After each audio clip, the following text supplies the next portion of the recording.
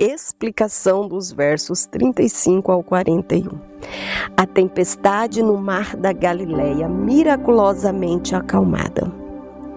Esses versículos descrevem uma tempestade no mar da Galileia, quando nosso Senhor e seus discípulos o estavam atravessando, bem como um milagre realizado por nosso Senhor, ao acalmar a tempestade em um único momento. Poucos dos milagres registrados nos evangelhos deixam os apóstolos tão profundamente impressionados quanto esse. 4 deles, pelo menos, eram pescadores: Pedro, André, Tiago e João. Provavelmente conheciam desde a juventude o mar da Galileia com seus temporais. Poucos eventos da jornada do nosso Senhor sobre a terra contêm instruções mais ricas do que o relato nesta passagem. Aprendemos, em primeiro lugar, que estar a serviço de Jesus não livra seus servos de enfrentar tempestades. Encontramos aqui os 12 discípulos de Cristo na senda do dever. Eles estavam seguindo obedientemente a Jesus onde quer que ele fosse. Acompanhavam-no em seu ministério e prestavam atenção às suas palavras. Testificavam diariamente ao mundo que, sem importar o que pensassem os escribas e os fariseus, eles criam em Jesus, amavam Jesus e não se envergonhava de haver desistido de tudo por amor a Ele. Porém, nós ouvemos enfrentar dificuldades, sendo jogado de um lado para o outro, por uma tempestade, correndo o risco de submergir. Frisemos bem essa lição. Se somos cristãos autênticos, não devemos esperar que tudo corra suavemente em nossa jornada para o céu. Não devemos estranhar se enfrentamos enfermidades, tempestades, privações ou desapontamentos como qualquer outra pessoa. O perdão gratuito, a absolvição total, a graça divina durante o percurso neste mundo e a glória final. Nosso Salvador prometeu nos dar tudo isso. Todavia, Ele jamais prometeu que nunca teríamos aflições. Ele nos ama muitíssimo para nos prometer tal coisa. Mediante as aflições, Ele nos ensina muitas outras lições preciosas que não poderíamos aprender de outra forma. Mediante as aflições, Ele nos mostra nosso próprio vazio e a nossa fraqueza, atraindo-nos para o trono da graça, purificando nossos afetos, desprendendo-nos deste mundo, fazendo-nos ansiar pelo céu. Na manhã de ressurreição, certamente diremos: foi-me bom ter eu passado pela aflição. Salmo 119, verso 71. Então agradeceremos ao Senhor por todos os temporais. Em segundo lugar, aprendemos que nosso Senhor Jesus Cristo foi real e verdadeiramente um homem.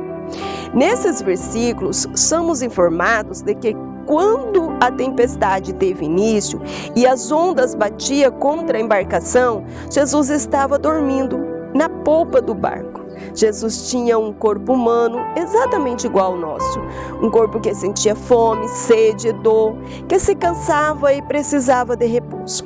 Não admira que seu corpo carecesse de descanso. Naquele momento, ele estivera diligentemente atarefado nos seus negócios de seu pai durante todo o dia. Ele estivera pregando a uma numerosa multidão ao ar livre, portanto, não é estranho que, sendo já tarde, tendo terminado seu trabalho, Jesus estivesse dormindo. Destaquemos atentamente a seguinte lição: na realidade, o Salvador, em quem devemos confiar, tanto é homem como é Deus.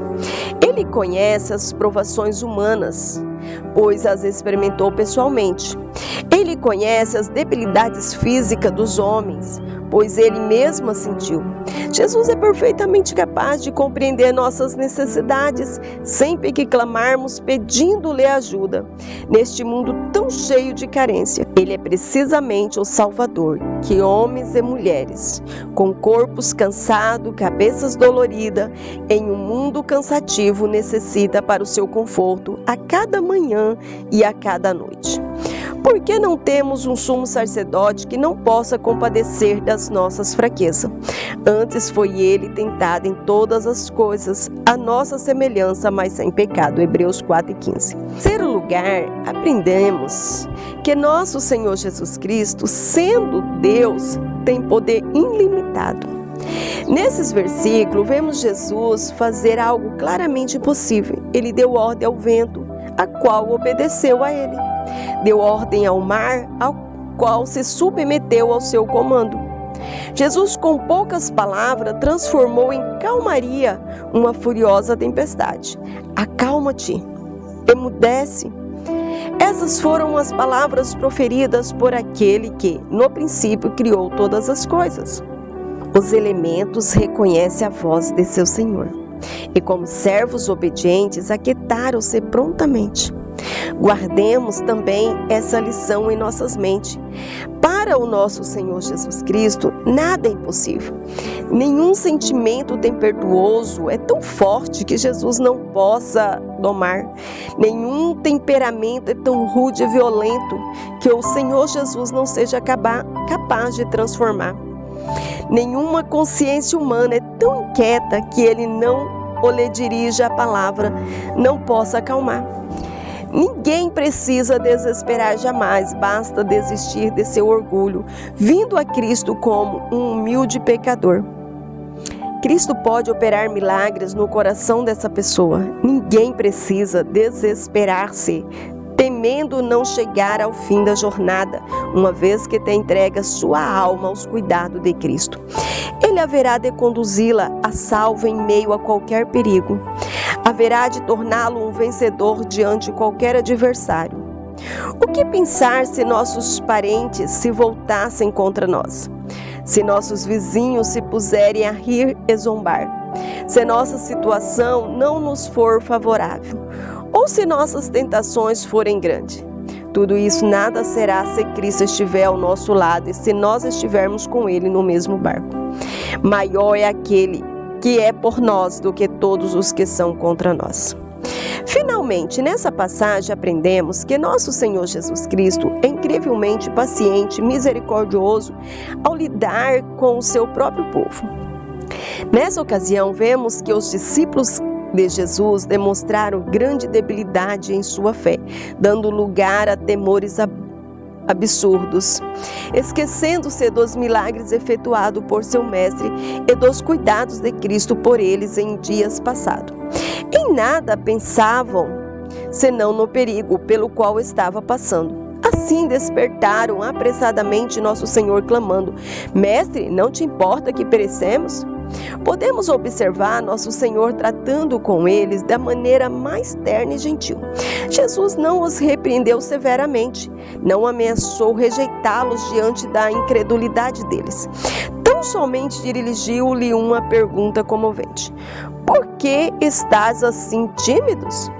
Como é? Não tendes fé? Atentemos para essa lição. O Senhor Jesus é dotado de imensa compaixão e de eterna misericórdia. Como um pai se compadece de seus filhos, assim o Senhor se compadece dos que o temem.